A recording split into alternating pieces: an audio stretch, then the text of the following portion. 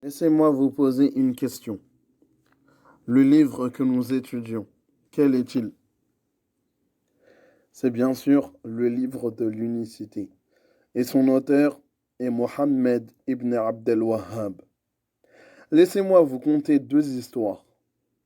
La première, c'était quand j'étais un peu plus jeune et que j'étais encore à l'université en Égypte.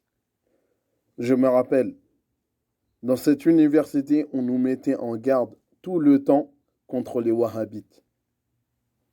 Et un jour, alors que je me rendais à un de mes examens sur le chemin, un musulman m'a offert un livre. Et comme j'étais encore dans les révisions de l'examen, je ne l'ai pas lu. Et je suis rentré comme cela à l'examen.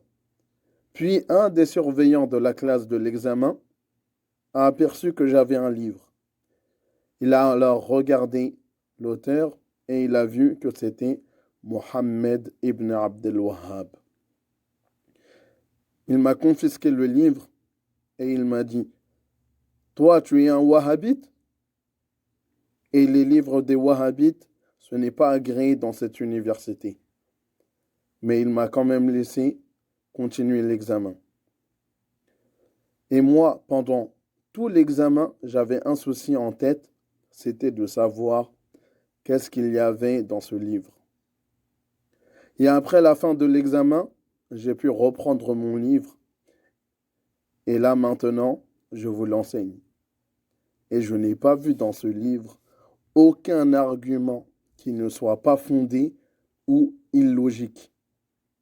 Soit il rapporte les dires d'Allah, soit il rapporte les dires du prophète sallallahu alayhi wa sallam, et quelquefois certaines des paroles des compagnons. Donc maintenant, j'ai compris que cet homme-là, en particulier, Mohammed ibn Abdel Wahhab, a subi une injustice. Certes, les gens parlent de lui en mal, ils l'affilient comme ayant fait une secte. Et la deuxième histoire que je vais vous conter est proche de celle-ci. C'est quelqu'un qui était un savant en Inde, et bien sûr ce cher, le savant, avait des étudiants.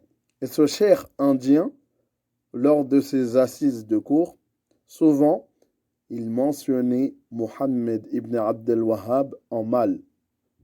Puis un jour, un de ses élèves put se procurer un de ses livres, puis se procurer un des livres du cher Mohammed ibn Abdel Wahhab, qui est parmi ceux-là le livre de l'unicité. Donc, qu'est-ce qu'il a fait, l'étudiant? Il a enlevé la couverture et a demandé à son professeur indien de lire quelques pages, puis de lui rendre. Qu'il regarde pour lui, au fait, il lui a dit de regarder pour lui si le livre était fiable. Car on doit regarder la fiabilité pour être pardonné, etc. C'est une condition qu'Allah nous a émise. Demandez aux gens de science si vous ne savez pas. Puis, ce cher indien a regardé et quelques jours après, il a rendu le livre à l'étudiant. Et il lui a dit: c'est bon, je l'ai terminé. Ça, c'est le cher qui parle. Et certes, ce livre est magnifique. On peut dire qu'il est à peu près l'un des meilleurs dans son domaine de la science qu'il traite. Certes, il ramène des choses très claires et très logiques. Je me demande, c'est qui l'auteur? Puis l'élève, il lui a dit: certes, l'auteur de ce livre est Mohammed ibn Abdel Wahhab. Et depuis ce jour-là, ce savant-là n'a cessé de dire du bien sur le cher Mohammed pour se faire rembourser de l'injustice qu'il faisait envers lui.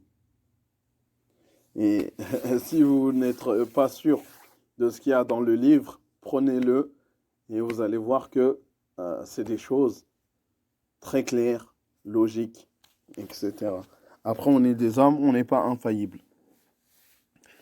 Et moi, maintenant, je fais un petit commentaire de ces deux histoires.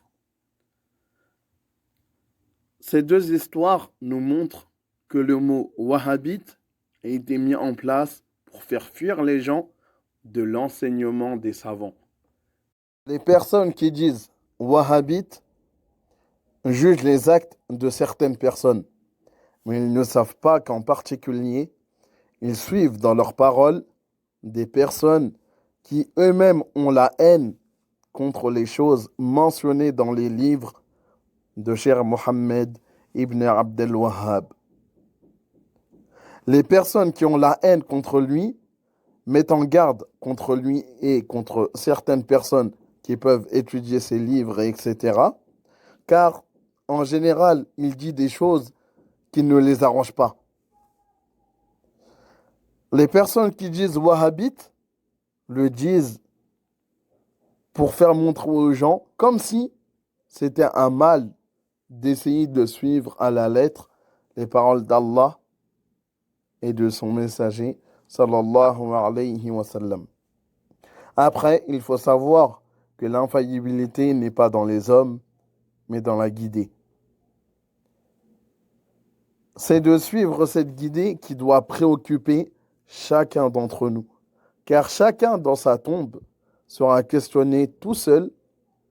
On lui dira dans le sens, comment étais-tu par rapport à la guidée des messagers?